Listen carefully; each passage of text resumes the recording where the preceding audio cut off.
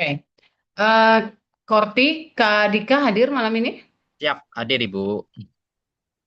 Ya, oke. Eh saya minta tolong nanti kalau misalkan ini nanti kita akan saya berikan di apa namanya, ada materi juga nanti yang akan dikerjakan think pair share, jadi dikerjakan berpasangan, berdiskusi gitu. Tolong saya nanti dibantu untuk transport to room ya teman-temannya ya.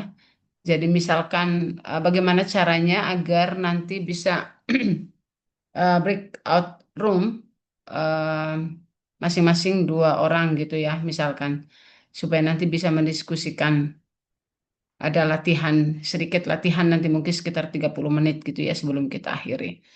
Begitu kurang lebih. Baik, saya izin share screen Bapak dan Ibu. Hari ini kita akan lanjut membahas materi tentang kalimat efektif ya. Nah, bisa dilihat ya, kalimat efektif. Nah, baik Bapak dan Ibu, apa kabar? Sehat selalu ya? Senang Sehat sekali. Bu, sehat. Ya, Sehat-sehat Bu. senang sekali saya bisa bertemu Bapak dan Ibu lagi setelah minggu lalu kita Sehat-sehat Bu. bertemu untuk pertama kali di materi Hakikat Bahasa Indonesia ya, dan eh, urgensinya dalam pembelajaran pengerjaan persiapan penyusunan proposal skripsi gitu.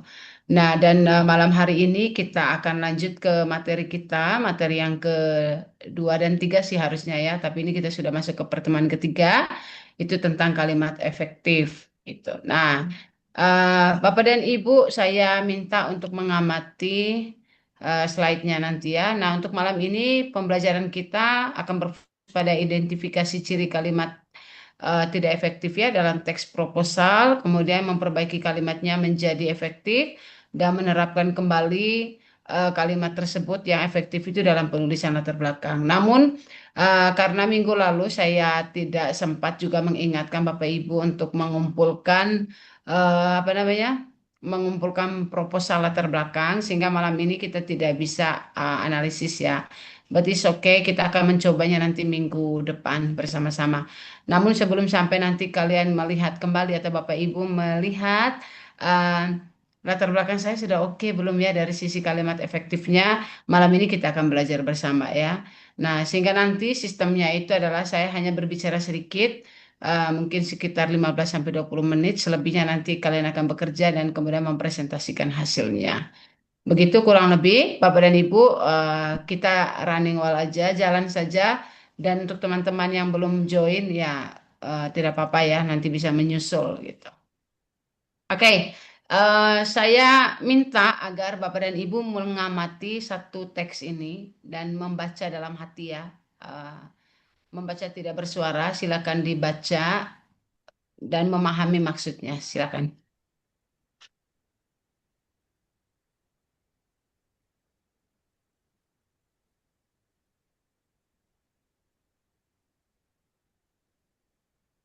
Dalam rangka untuk meningkatkan kemampuan membaca mahasiswa di perguruan tinggi, maka perlu adanya suatu upaya-upaya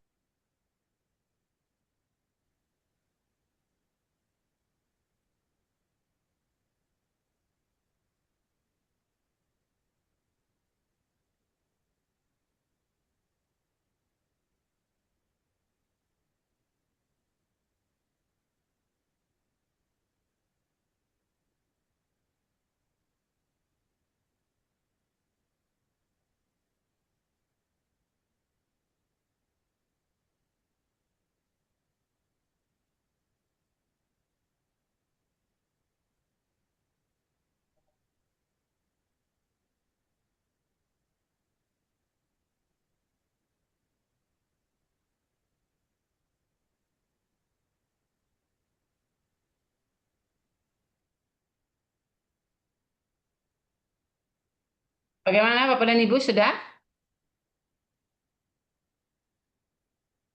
Sudah Bu. Bu. Ya. Sudah Dalam Bu. rangka untuk meningkatkan kemampuan membaca mahasiswa di perguruan tinggi, maka perlu adanya suatu upaya-upaya yang harus dilakukan oleh dosen dan mahasiswa-mahasiswa itu sendiri, karena membaca merupakan suatu kegiatan yang sangat penting sekali dalam dunia pendidikan, yang mana tidak hanya sekedar membaca, tapi juga memahami isi bacaan tersebut. Mahasiswa yang memiliki kemampuan membaca yang baik dapat memahami materi perkuliahan dengan baik, sehingga banyak mahasiswa yang masih mengalami kesulitan memahami bacaan karena kurangnya minat membaca yang mereka miliki. Nah, ini adalah satu teks kalau kita berbicara kalimat efektif itu pasti berbicara tentang kalimat yang dapat diterima, yang dapat dimengerti, gampang dipahami gitu ya. Nah, dengan keadaan teks seperti ini, apa yang Bapak dan Ibu mau katakan? Apakah dimengerti teksnya? Dipahami? Boleh satu dua orang, boleh raise hand Bapak Ibu ya, kita pakai fasilitas yang ada.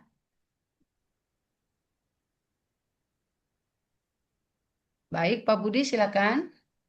Izin Bu, ya Ya. dari penjelasan tersebut eh, bahwa dosen minat baca dari mahasiswa itu masih sangat kurang ya. Dalam konteks ini ya, mahasiswa memiliki kemampuan membaca yang kurang baik dan eh, masih mengalami kesulitan dalam memahami bacaan. Dan dari cerita ini, ya anggaplah cerita seperti itu ya, case ini eh, perlu dilakukan upaya-upaya untuk meningkatkan atau menarik minat daripada mahasiswa itu agar lebih senang untuk membaca dan memahami apa yang dibaca gitu. Karena tidak hanya cukup senang saja ya membaca, tapi tidak memahami maksud dari eh, kalimat atau cerita, suatu cerita gitu loh. Menurut saya seperti itu. Iya, oke, baik. Jadi, terima kasih Pak Budi, kita tampung dulu ya. Baik, Iya. saya minta yang berikutnya Pak, yang sudah resign Hajar Sulistyo, silakan Pak.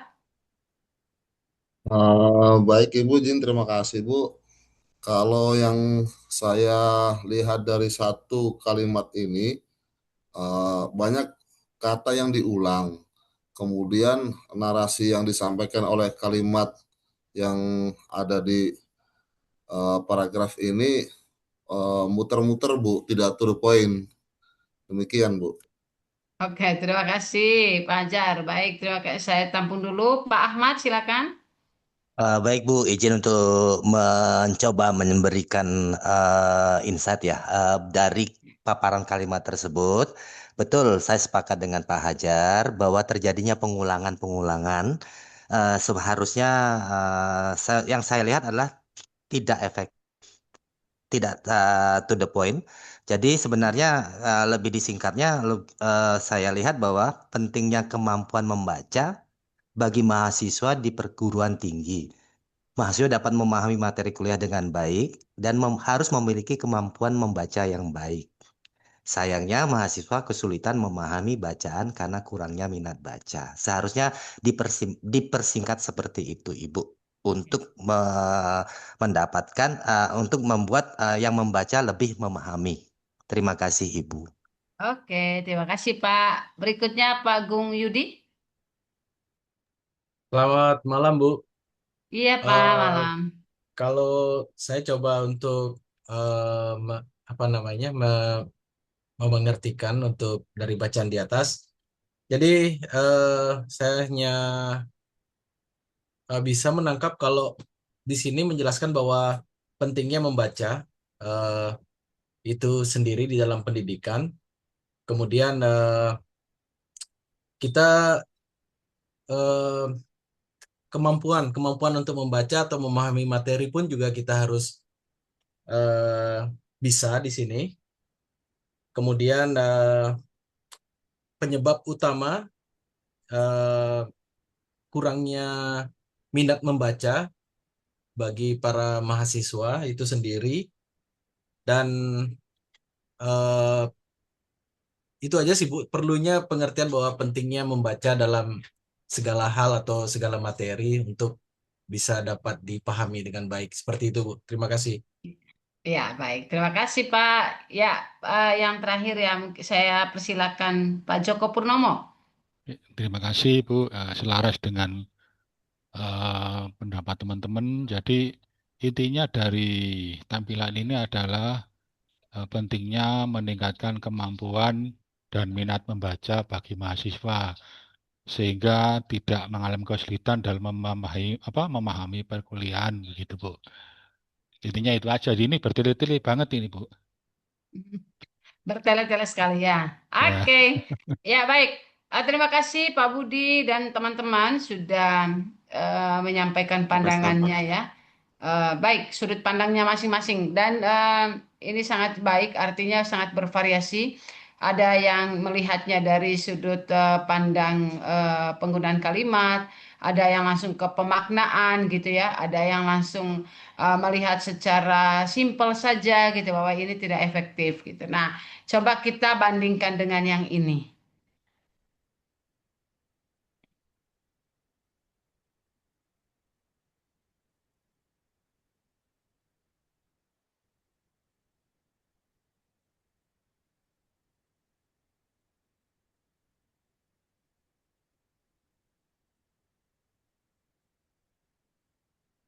Oke, cukup ya. Bagaimana? Ada yang ingin memberi komentar? Tadi ada banyak yang memberikan apa saya beri kesempatan ya untuk tadi Kortinya juga angkat tangan kalau saya tidak salah. Pak Ya, Ibu. Joko masih mau berbicara atau diturunkan tangannya? Silakan Prastika. Baik, Ibu.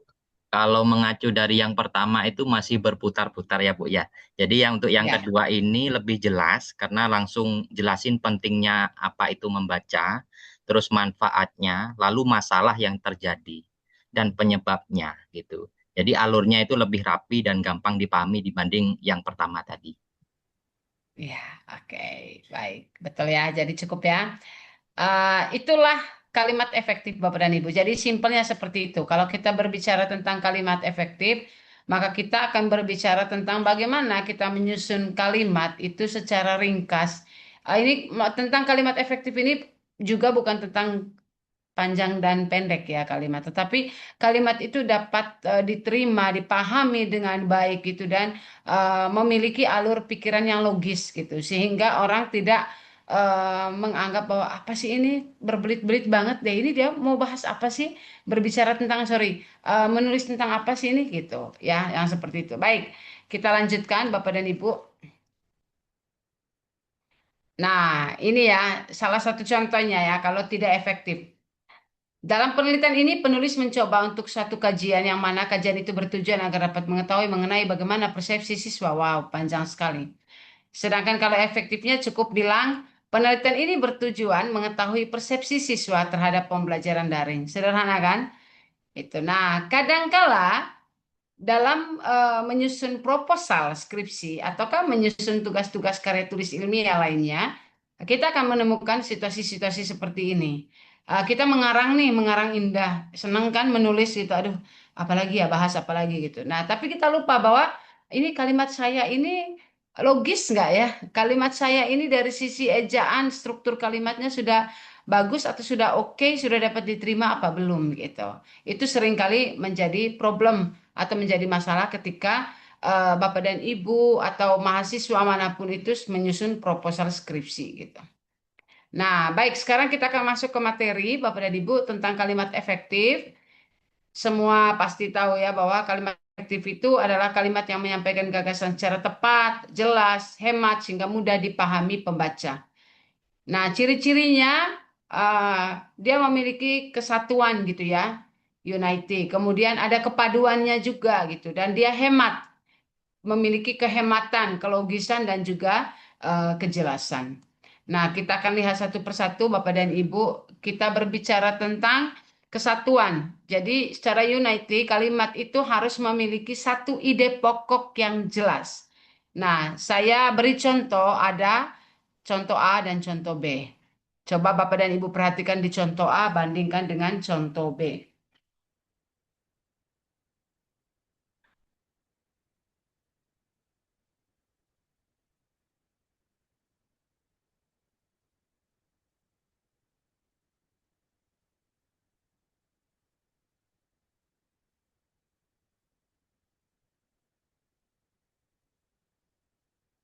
Ya, oke. Baik. Kalimat tentang ide pokok ini, Bapak dan Ibu, kalau dia memiliki lebih dari satu ide pokok, itu biasanya itu, apalagi idenya itu dua ide yang tidak setara ya, atau tidak sama maksudnya gitu ya, tentu bisa mempengaruhi eh, makna yang diterima atau tangkapan informasi yang disampaikan lewat tulisan tersebut itu menjadi agak ambigu gitu atau membingungkan pembaca. Nah, kalau di apa namanya contoh A, penelitian ini bertujuan untuk mengetahui kesalahan ejaan dan mahasiswa kurang memahami penggunaan tanda baca. Nah, itu kan. Nah, ada dua ide pokok yang terlihat di sana, yaitu tentang mengetahui kesalahan ejaan dan kemudian tentang mahasiswa kurang memahami penggunaan tanda baca. Karena itu, dalam konteks kesatuan, jadikan itu sebagai satu ide pokok yang jelas, gitu kan. Maka diperbaiki menjadi penelitian ini bertujuan untuk mengetahui kesalahan ejaan mahasiswa. Nah, kalau misalkan dia 2 poin kesalahan ejaan dan memahami apa namanya tentang penggunaan tanda baca, maka buatkan saja menjadi 2 tujuan itu sehingga ide pokoknya itu tersampaikan dengan baik kedua-duanya. Itu dari sisi kesatuan Bapak dan Ibu. Nah, sekarang dari sisi kepaduan. Jadi untuk kepaduan ini hubungan antar unsur dalam kalimat itu mesti padu dan logis gitu ya. Nah, padu dan logis itu maksudnya itu tidak terasa loncat gitu. Loncat dalam arti membingungkan. Ini maksudnya bagaimana ya? Itu mesti logis gitu ya. Nah, kemudian uh, salah satu tandanya itu padu dan logis itu biasanya itu dia akan memiliki hubungan sebab akibat atau hubungan logis lainnya itu ya. Ya, biasanya itu ada penggunaan kata konjungsi gitu ya secara tepat misalkan agar, sehingga gitu, karena dan sebagainya. Nah, kita melihat di poin A, mahasiswa yang menulis proposal harus memahami ejaan sehingga banyak kesalahan terjadi. Bandingkan dengan mahasiswa yang menulis proposal perlu memahami ejaan agar kesalahan dapat diminimalkan. Nah, ada yang mau mengomentari tentang poin A dan B ini? Tentang kepaduan? Bisa saya, Bu? Bisa, silakan Pak Ahmad. Kalau saya lihat kepaduannya itu yang poin B. Lebih Mm-mm. lebih clear, jelas ya untuk memahami ejaan agar kesalahan dapat diminimalkan. Agar Seperti itu. kesalahan dapat Dari diminimalkan. ya. Oke. Di bagian mana saja Pak yang menurut Bapak membuat kalimat tersebut terlihat logis dan padu? Pada kata apa saja? eh, karena ada satu kata yang perlu memahami ejaan. Kalau di atas kan Mm, harus memahami ejaan.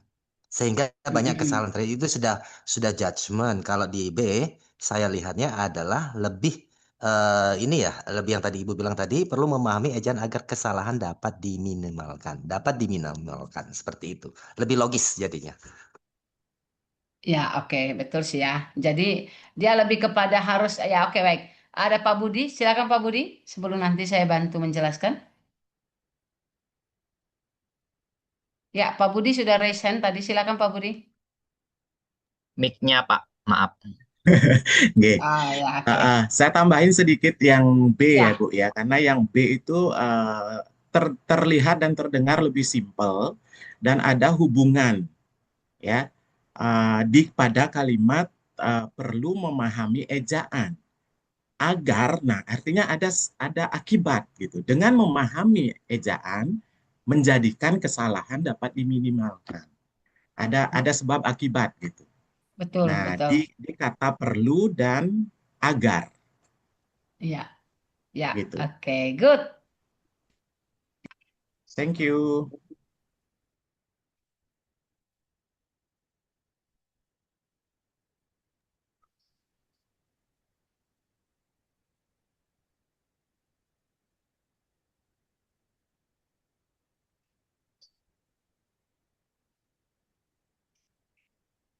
Suaranya nggak kedengar, Ibu.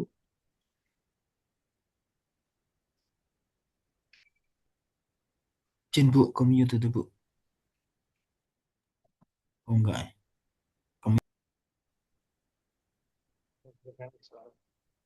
Suaranya ke mute. Suaranya Ibu Suaranya di mute. tidak terdengar, Ibu. Tetap Ibu nggak kedengar. Kayaknya hilang itu Mas, logout itu. Oke, baik. Em, Sudah Bapak dan jelas. Ibu, Pak Joko silakan. Pak Joko mau berbicara silakan. Oke, terima kasih. Setuju dengan teman-teman sebelumnya. Jadi ini cuman kata hubungnya yang kurang tepat Ibu, yang A itu. Jadi ini yang apa namanya, yang A itu kan positif ya. Kemudian yang Mm-mm. apa namanya, sorry, yang apa kalimat sebelumnya itu kan positif ya. Ya, Kemudian yang ini nggak ada hubungannya sama ini yang kalimat yang setelah kata penghubung itu. Nah, kalau B ini kan dia mengalir aja, ya. Sehingga apa terjadi hubungan sebab akibat gitu. Yang B. Terima kasih. ya, oke. Sebentar. Oke, baik Pak Joko, sebentar Pak Joko.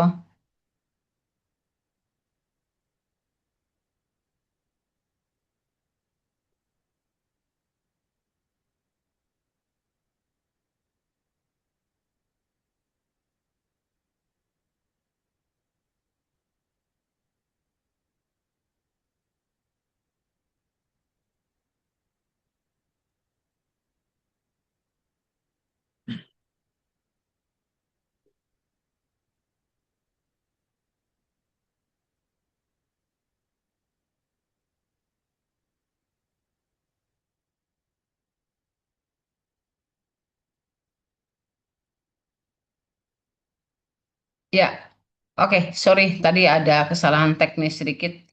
Bluetooth saya tersambung di speaker di rumah. Jadi suara Bapak dan Ibu malah masuknya di sana. Sorry, sorry. Ya, baik saya izin share screen ulang. Ya, kita sudah sampai di. Ya, oke baik. Ya, saya setuju ya, seperti yang tadi disampaikan oleh Bapak-Bapak bahwa memang tentang hubungan antar unsur dalam kalimat yang padu dan logis ini, logis itu salah satunya dapat diterima gitu ya oleh akal sehat gitu. Nah, kalau ada kata menulis proposal harus memahami ejaan, ya, dalam tanda kutip itu sedikit dipaksa gitu ya. Nah, sedangkan kalau menggunakan kata perlu itu masih lebih logis gitu untuk diterima, perlu memahami ejaan. Lalu ada ketidaksambungan, tidak